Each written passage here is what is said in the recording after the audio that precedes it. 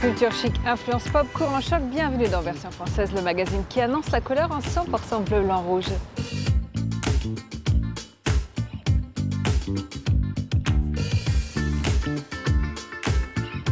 Partons à l'assaut de la citadelle de Blaye, complexe militaire du XVIIe siècle qui domine fièrement l'estuaire de la Gironde, cette encolisse.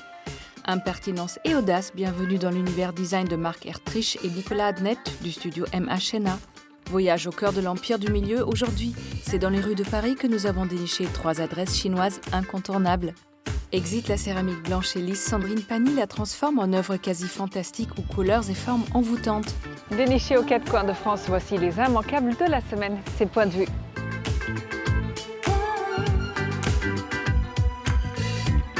On connaissait Google Maps pour trouver la boulangerie la plus proche de chez nous, voici Transiscope. Ici, pas question de recommander les restos du coin, mais bien de recenser les initiatives écolo, culturelles et solidaires autour de chez vous. Assaut pour s'engager, spot pour déposer son compost, maison de quartier aux activités diverses, c'est l'heure de devenir acteur de son quartier. Si l'invention de la capuche ne date pas d'hier, celle de ce vêtement culte est un peu plus récente. C'est à l'Écossais Charles Mackintosh que nous devons le premier exemplaire en 1823. Ici, la coupe est droite, ne pas confondre avec le trench coat, et la toile est bien sûr imperméable. Depuis, les podiums ont fait fi de la tradition, ça donne envie de chanter sous la pluie. Il paraît que les chats ont 7 vies et les restes et autres déchets au moins 3. Dans le livre de Florence Léa Siri, on apprend plus d'une centaine d'astuces et de recettes pour ne jamais rien gâcher. Cuisine économe, écolo et gourmande, plus d'excuses pour mettre à la poubelle un gratin un peu sec ou des épluchures racornies. Après avoir quitté sa vie de freelance, Vanessa donne naissance à Papier Mouti en 2015. Derrière ce nom adorable se cache une maison de papeterie aux accents chimériques onériques. Chaque motif est dessiné à la main par la créatrice qui laisse libre cours à ses rêveries. Papier de création, impression thermorelief, carton plein pour cette indispensable 100% Frenchy.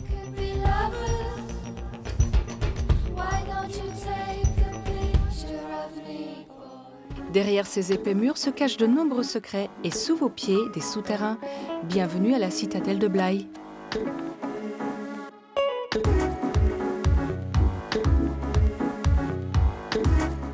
À quelques encablures de Bordeaux, située sur la rive droite de l'estuaire de Gironde, trône fièrement la citadelle de Blaye. Un redoutable complexe militaire fortifié de plus de 38 hectares est bâti sous les ordres du maréchal Vauban, l'architecte militaire de Louis XIV, entre 1685 et 1689. Classée au patrimoine mondial de l'UNESCO, la citadelle de Blaye fait partie de ces monuments dont les murs et surtout les souterrains sont gorgés d'histoire. Préparez votre lampe de poche, car certains lieux inédits que nous allons découvrir avec Élise Braconnière, notre guide, sont dans le noir total. Mais pour le moment, restons à la lumière du jour pour comprendre les fonctions de ce lieu. Cet estuaire, c'était une voie d'invasion privilégiée, bien sûr, vers l'intérieur du pays et qui permettait de rejoindre Bordeaux. Et le but de la citadelle ici, c'est bien sûr de veiller sur l'estuaire et d'empêcher les navires anglais ou hollandais de remonter vers Bordeaux. Mais c'est également de mettre un peu de pression sur Bordeaux parce que le roi sait que cette ville pourrait se révolter contre son autorité. Un endroit stratégique, car effectivement, on a un sacré point de vue sur l'estuaire. Mais ce qu'il faut savoir, c'est que l'architecte Vauban a fortifié la citadelle, c'est-à-dire qu'il a créé remparts, bastillons et des systèmes de défense autour d'un village qui existait déjà, et ce depuis des millénaires. À Blaye, on a vraiment des époques qui s'empilent les unes au-dessus des autres, parce que si on remonte encore plus loin, c'est un site qui est habité par des humains depuis le 5e millénaire avant Jésus-Christ. Et c'est peut-être la citadelle de Blaye, finalement, qui est l'histoire la plus longue. Dans l'enceinte de la citadelle, les casernements des soldats ont fait place à 4 habitations et de nombreux commerces qui accueillent tous les touristes en vadrouille. On retrouve également le couvent des Minimes, qui servait d'aumônerie pour soigner les soldats blessés ou malades, et plusieurs poudrières, dont celle-ci.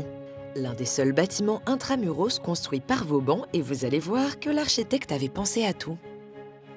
Donc on va d'abord prendre soin de l'entourer d'un mur de clôture assez haut, qui va permettre d'éviter les intrusions, mais qui va également permettre de limiter le souffle en cas d'explosion. On va ensuite avoir 3 portes. Chaque clé de chaque porte est détenue par un officier différent. Donc il faut en fait réunir ces 3 officiers pour pouvoir avoir accès à la poudrière.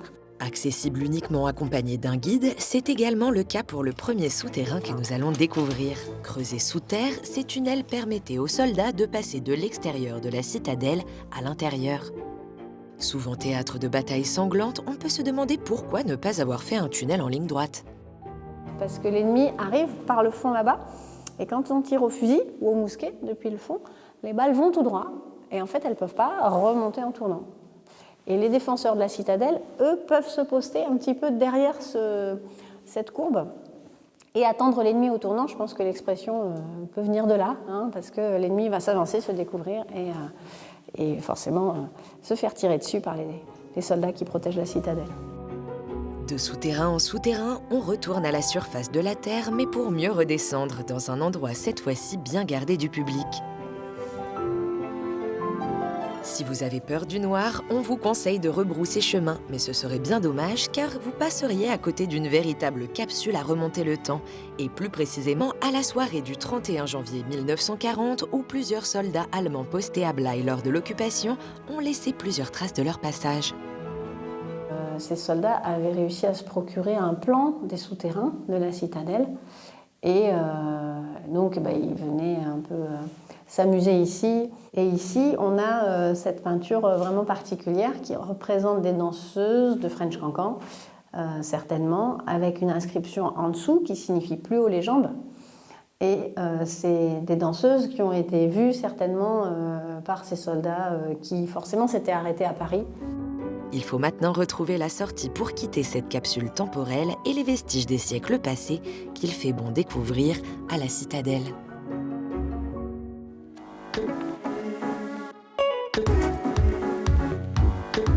Autour d'une détermination créative commune, Marc et Nicolas du studio MHNA nous emmènent découvrir des intérieurs qu'ils ont imaginés.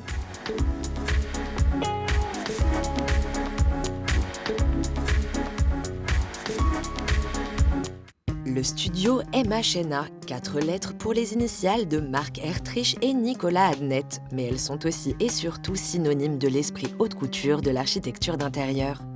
Voici presque 30 ans que ces 2 esthètes collaborent ensemble.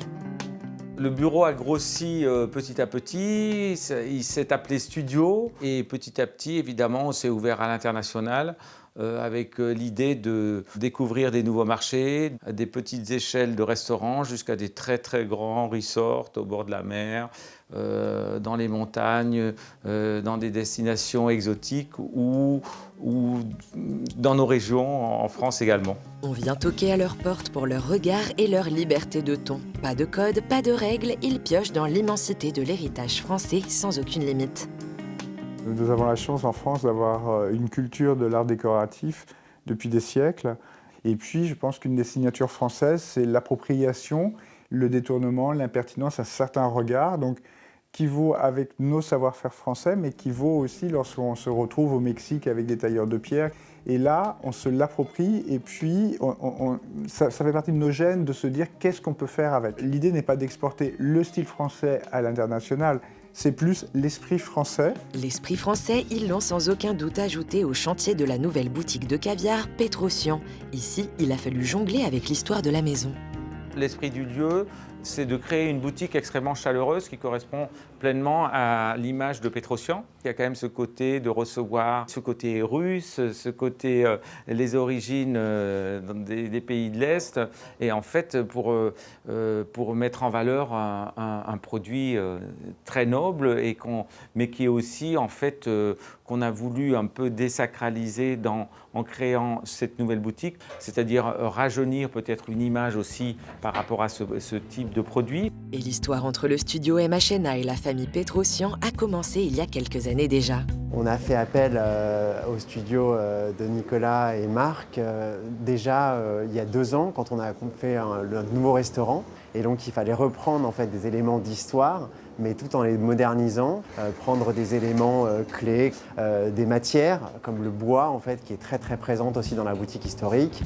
Marc et Nicolas ne pouvaient pas passer à côté du symbole historique de la maison, le caviar. Ils ont imaginé un lustre composé d'esturgeons. On vous rassure, ce ne sont pas des vrais.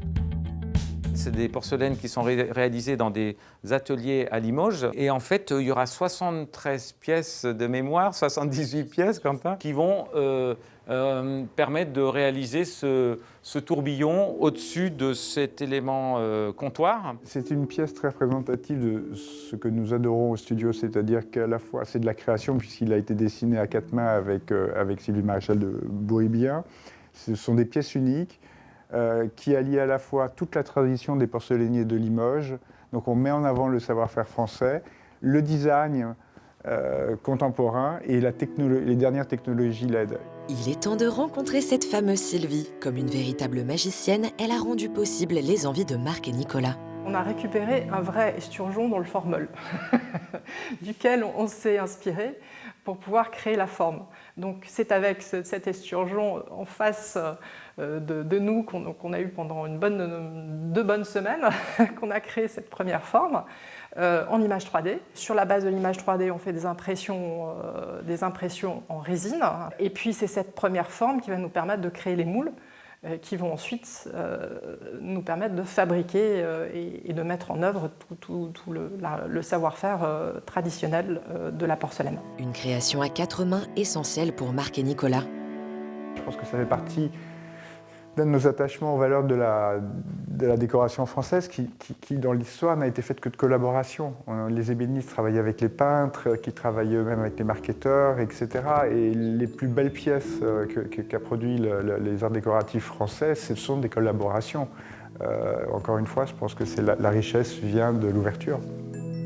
Et c'est avec cette ouverture d'esprit que Marc et Nicolas continuent de faire rêver leurs clients. Avec aussi leur propre rêve en tête, celui de créer les décors d'un opéra.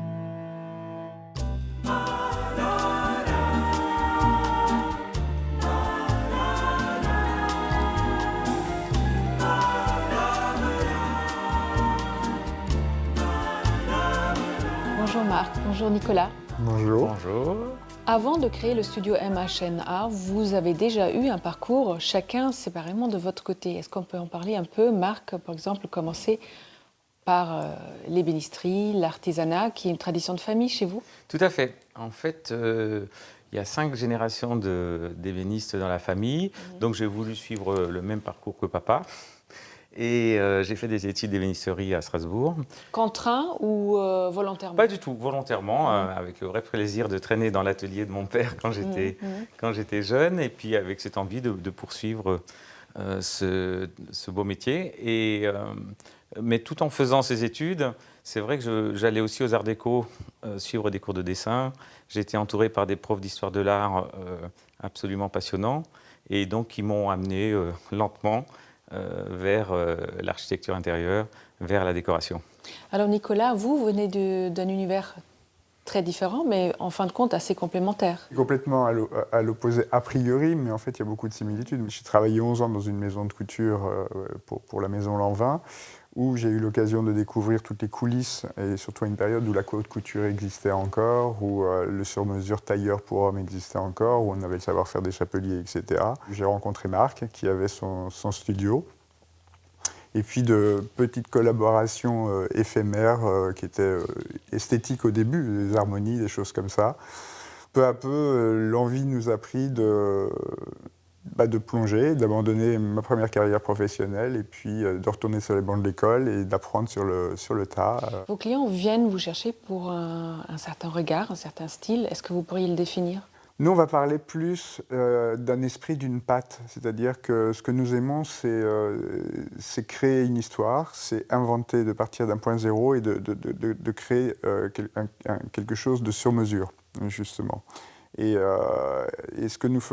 quand nous le faisons, je pense, avec cette impertinence qui caractérise le style français. C'est-à-dire qu'on s'est regardé, on s'est nourri. L'histoire de l'art française n'est qu'une succession d'influences internationales, mais il y a un certain regard français, une certaine impertinence, une certaine élégance aussi dans le niveau des détails. Donc on retraduit les choses différemment.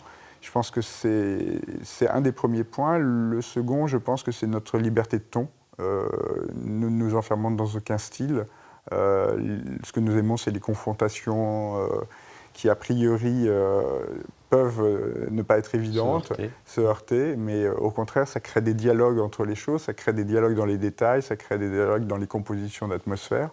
Vous venez de le dire, vous avez des influences, et on le voit très bien ici, un peu de partout. Il y a vos voyages, j'imagine très bien, mais aussi la peinture, les orientalistes du 19e, James Turrell, qui sont diamétralement opposés, mais tout cohabite harmonieusement ensemble. Il y a cette envie de découvrir le passé, donc aussi bien les antiquités, le présent, le futur, donc avec tout l'aspect design qui nous intéresse fortement également. Dans l'histoire de l'art à la française, il y a eu ces influences très tôt, c'est-à-dire que en fait la cour du Siam qui se déplace à Versailles, à Fontainebleau ou disons maintes autres exemples ont amené peut-être cet éclectisme, ce mélange, ces superpositions aussi de styles, et puis les évolutions de styles qui en France, disons, sont très caractérisés,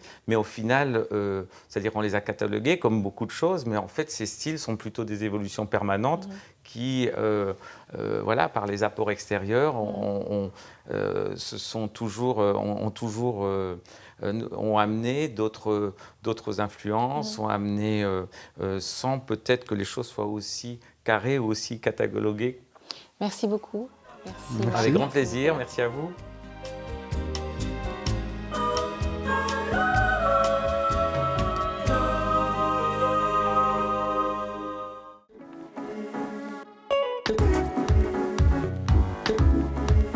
Vous connaissez l'emblématique 13e arrondissement. Voici 3 nouvelles adresses parisiennes qui vous plongeront au cœur de la Chine.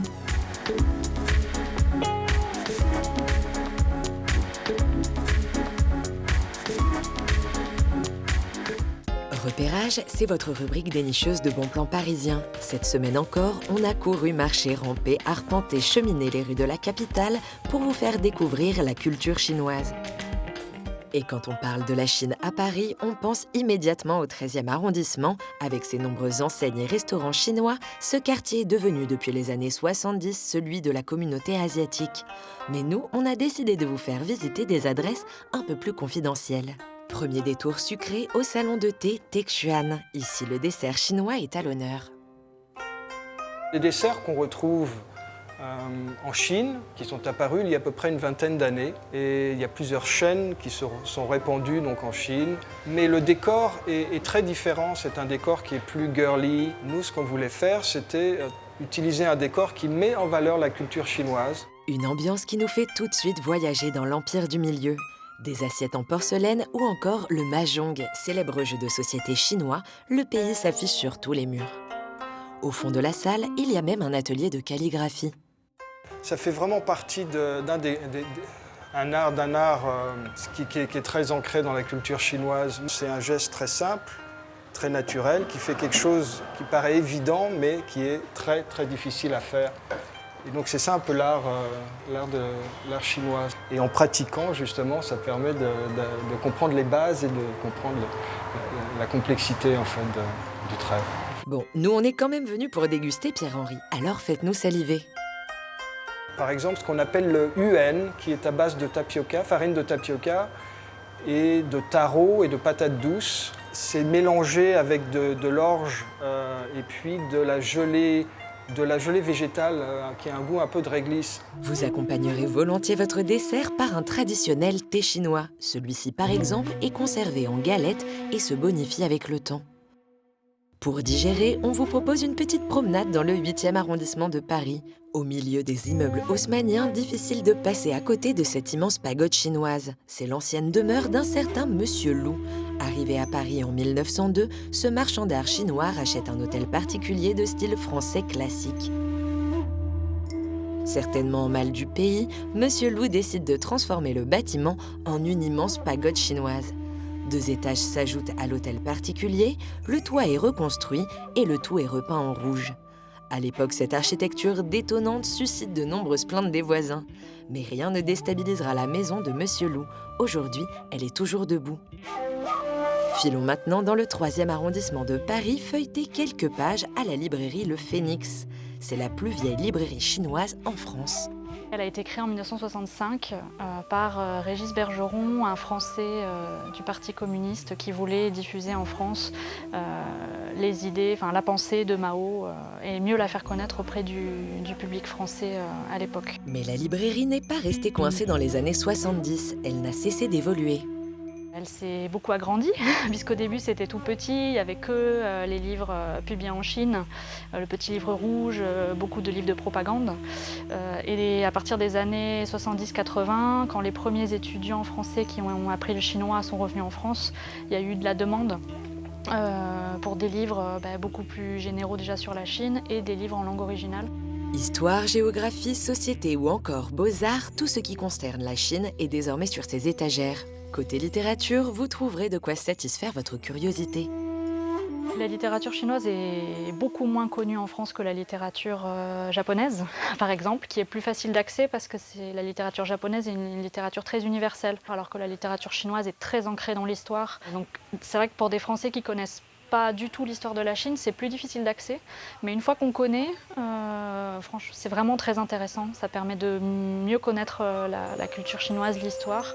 Gastronomie, architecture, littérature, avec ces quelques adresses, vous avez déjà de quoi découvrir l'Empire du Milieu depuis Paris.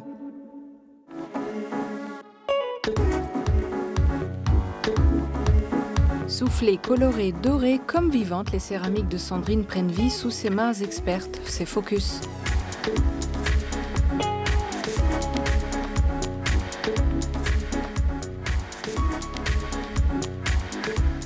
C'est l'histoire d'un secret qui a fasciné toute l'Europe pendant plus d'un millénaire, celui de la porcelaine.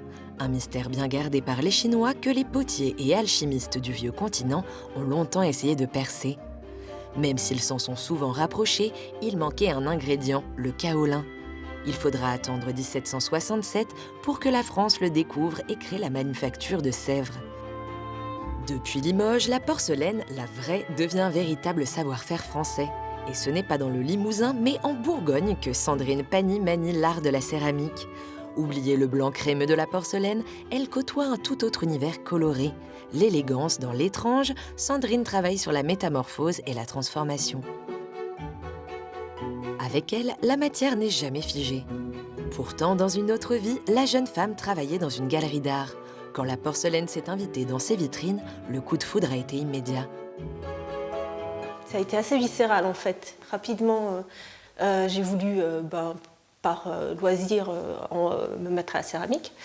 Et puis, au bout de quelques mois, j'ai décidé de me former vraiment pour avoir une pratique quotidienne, quoi. Depuis, elle n'a jamais fait d'infidélité à la porcelaine. Et pourtant, elle n'est pas tendre avec elle. Une fois la terre battue, pour l'uniformiser, la céramique passe au tournage. Au bout d'un moment, c'est devenu un vrai plaisir, quoi, d'arriver à maîtriser et puis de me laisser aussi aller, justement, de partir de la maîtrise aussi. Et puis petit à petit, de laisser revenir l'humain, le hasard, etc., venir donner de la personnalité, aller chercher, pour chaque pièce, son trait de caractère, quoi. À ses débuts, elle a commencé par de l'utilitaire, mais son amour pour l'art contemporain l'a rattrapée. Aujourd'hui, elle expose pour une galerie parisienne. Et même si ses œuvres ressemblent à des vases, compliqué de mettre de l'eau s'ils sont troués. Pour arriver à ce résultat, Sandrine provoque la terre au tournage. Je la pousse, et là elle va craquer. Et là, après, c'est à moi de voir ce que je vais lui faire. Des fois, je vais laisser la forme plutôt pure, avec vraiment juste une ou deux déformations. Puis des fois, je vais carrément aller chercher vraiment très loin, quoi. Et ça, c'est cool parce que c'est vrai que la porcelaine, voilà, je peux faire ce genre de choses. Elle est quand même debout.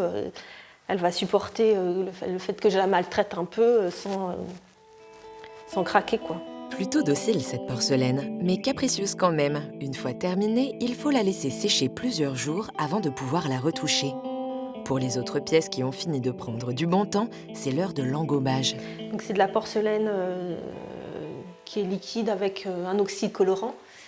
Et voilà, ça va déjà définir la couleur de fond de ma pièce. Sandrine peut mettre ses pièces au four une première fois, mais ne soyez pas trop pressés, il faut compter 48 heures de cuisson. Cette sculpture, déjà engobée et cuite, a droit, elle, à sa mise en beauté, c'est l'émaillage. Et pour trouver la bonne couleur, Sandrine joue les alchimistes avec tous ses échantillons. Je fais plein de tests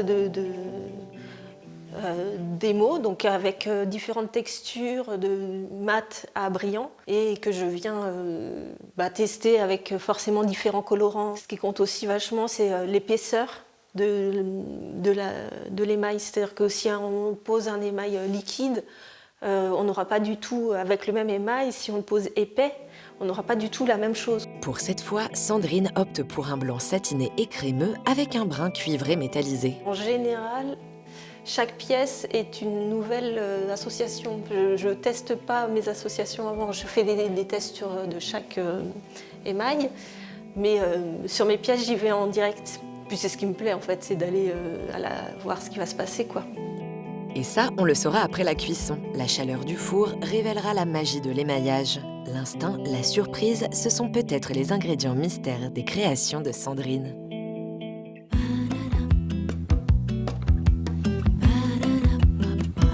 Version française est déjà terminée, mais on se retrouve très vite. En attendant, restez chez qui toujours. Bye.